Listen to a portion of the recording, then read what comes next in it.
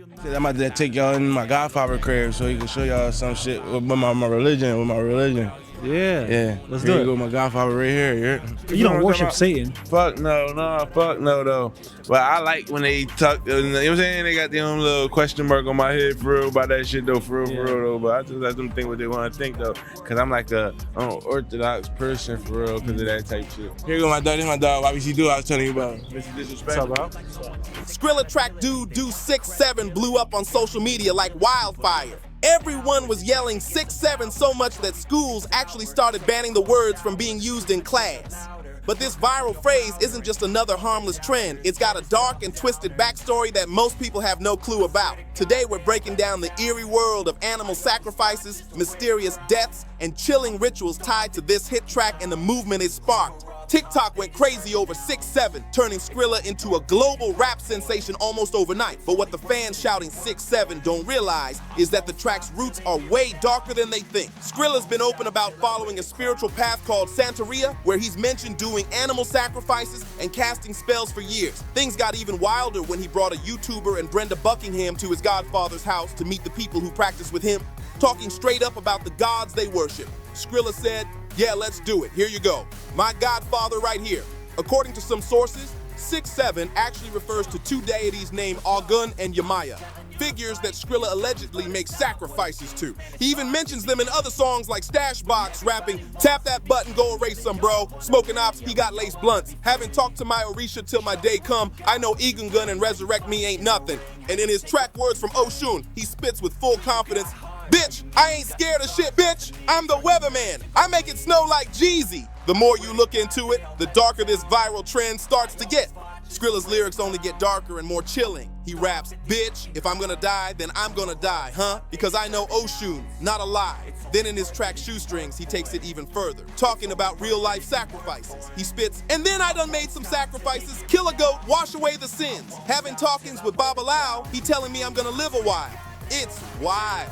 He's openly describing rituals like it's nothing.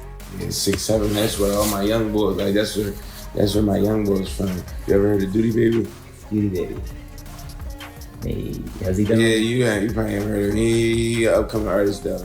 When Skrilla shouts 6'7", insiders claim he's not just hyping up a verse. It's actually a ritual chant meant to curse his enemies. Some sources even say that every time someone repeats 6'7", they're unknowingly taking part in that same ritual. That's the crazy part. Most people only know the phrase 6'7", but have no clue about the full bar or what it really means. In another verse, Skrilla gets straight violent. He raps, "Shawzone, I'm bull with the glasses, bro. Say her because see a savage. So many dead ops, so many ashes. You ain't catch that, I can't pass this. Shooters stay strapped, I don't need mine, bro. Put belt right to their bee hunt. The way that switch, I know he dying. 6'7", I just be right on the highway." The way he connects violence, death, and that same chant gives people chills. Some fans believe Skrilla purposely mixed the 6'7" chant with kid-friendly stuff like Baby Shark to make it seem harmless. He raps, "Dump truck, Baby Shark, do-do-do, I pop the perk and pop the blue." That's where people started claiming he's using playful lyrics to disguise something much darker. Rumors even spread that Skrilla might be tied to devil worship and that he's trying to pull others into it without them even realizing it. Skrilla straight up told Brandon Buckingham that he doesn't worship Satan, but a lot of people aren't buying it. They think he's capping and secretly making everyone chant 6'7" as a call to the devil. The tension around that statement had the internet buzzing nonstop. The 6'7" craze really exploded a few weeks after the track dropped. At first, it was just part of slick NBA highlight edits and social media clips. But then everything flipped when a high school hooper named Talon TK Kinney mentioned the track while raiding a Starbucks drink. That one clip went insanely viral, and suddenly everyone was talking about it.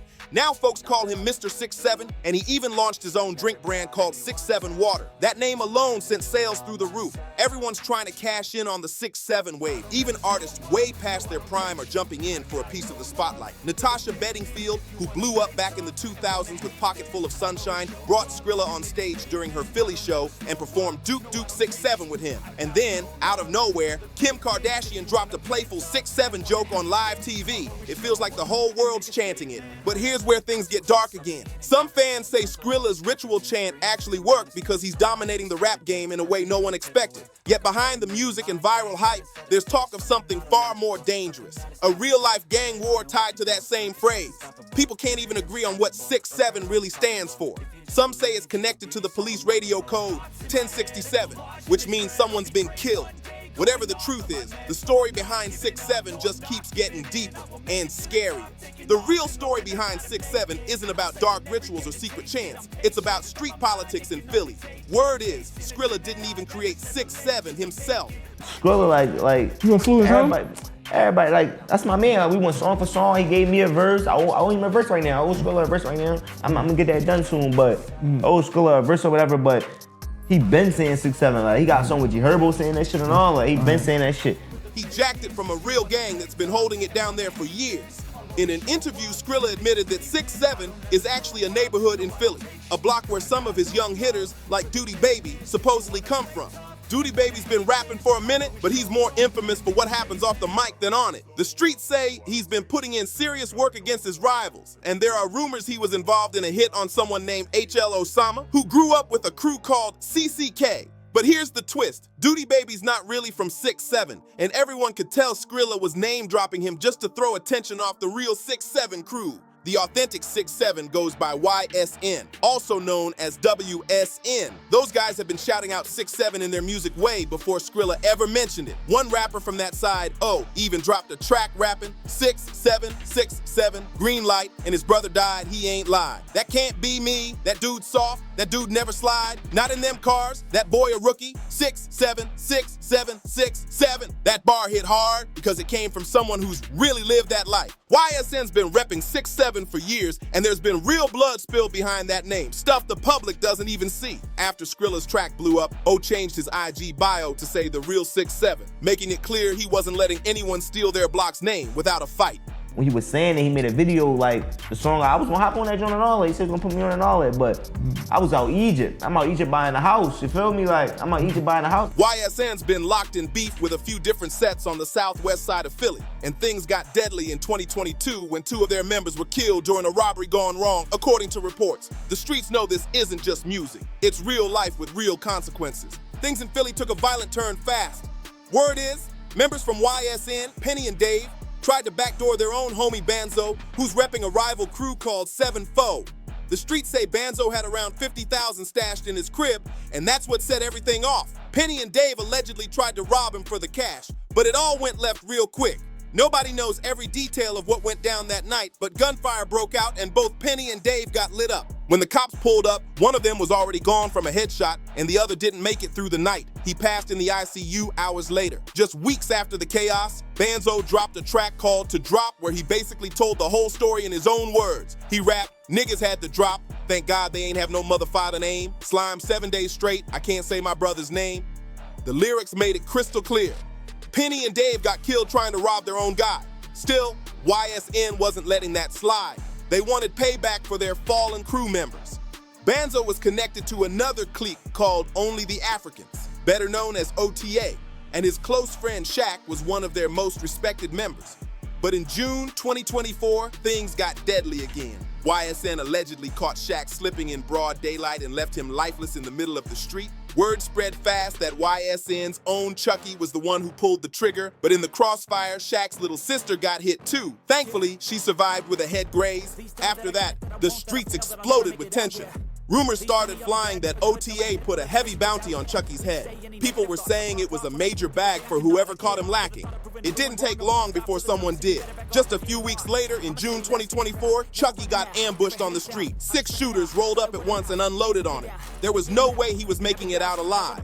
Reports say one of the gunmen was a dude from G5 named Jig, who allegedly got paid for the Chucky hit. But karma came quick. Word is, not long after that, someone caught Jig too and ended his life the same way. The city's been on edge ever since. Every move in this war keeps leading to another body. Right after Chucky got taken out, the streets went silent, but only for a moment. Nobody could figure out who the other shooters were in the hit, but once Jig was killed, YSN basically confirmed that he was one of the guys who helped pull it off. Chucky's murder wasn't just some random act, it was a paid hit, but the way it went down made it look personal too. The shooters emptied 15 rounds from an AK-47, making sure he didn't stand a chance. That kind of rage doesn't come from money alone. It came from pain. That's my real life, though. That's my real life. That's a real life shit.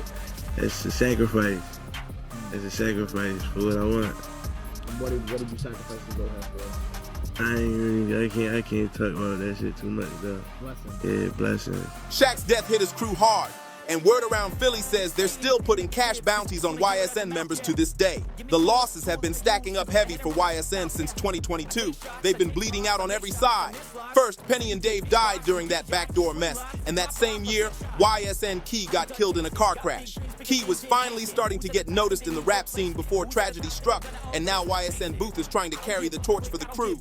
But Booth's struggle is real. His tracks don't pull big numbers online, and to make it worse, people keep clowning him for allegedly getting robbed by the ops. The crew's name keeps getting dragged through the mud, and everyone's wondering if Skrilla's playing a part in that. Nobody really knows why Skrilla decided to jack 6'7" and turn it into a chant on his track, but a lot of people believe it's because he's got real tension with YSN and wanted to troll them publicly. Then came an unexpected twist. During an interview with Philly First 48 in May 2025, WNU actually shouted Skrilla out and showed him love. He even said he was originally supposed to be featured on Skrilla's 6'7" track, but couldn't record his verse because he was out of town closing on a new house. The whole situation left fans confused. 1 minute it's beef, the next it's respect. No one really knows where these alliances stand anymore, but one thing's for sure. The 6'7" name still carries danger every time it's mentioned. When WNU mentioned that he was supposed to be on the 6'7" track, fans started wondering why Skrilla never once gave YSN a shout out. That's the part that really threw people off. Even when Skrilla spoke about the real 6'7" block in Philly, he didn't credit YSN at all. Instead, he claimed his homie Duty Baby was from there, even though everybody in the city knows that was capped. Philly folks were like, hold up, why is he name-dropping someone who's not even from that block? Skrilla easily could have shown love to YSN if he wanted to. They're the ones who made that name known in the first place. Nobody knows why he's playing it like that. Some people think Skrilla's just out of touch with the real street politics and doesn't fully understand how deep the beef runs out there. But that's not true at all. Skrilla's been tapped in from early on. Before YBC Duel blew up as the hottest drill rapper in Philly, dropping wild bars and dissing his rivals non-stop, Skrilla was already tight with him. In fact, Skrilla was the one who introduced Duel to Brandon Buckingham during that viral interview. That connection showed everyone that Skrilla's not some outsider pretending to know the streets. He's been moving in them. Skrilla really came up from the bottom. He grew up in Kensington, one of Philly's roughest neighborhoods, a place where danger's just part of everyday life. He started hustling when he was only 12 years old, moving product just to survive. For a while, he tried to keep things straight and even played sports, but eventually he gave it up so he could focus on making money in the streets. Skrilla's story isn't just about fame, it's about survival, loyalty, and the scars that come with both. Skrilla's come up wasn't easy. He's been fighting the system since day one. He kept getting booked on heroin charges, and by the time he was a teenager, the court hit him with 2.5 years of house arrest. Imagine trying to finish high school while basically locked in your own home. That was Skrilla's reality. Even after all that, he still couldn't stay away from the streets of Kensington, the same place that raised him and nearly broke him at the same time. When Skrilla finally started buzzing in the rap game, he still kept showing love to his block, but trouble followed him right back. In August 2025, he got booked again, this time for something wild.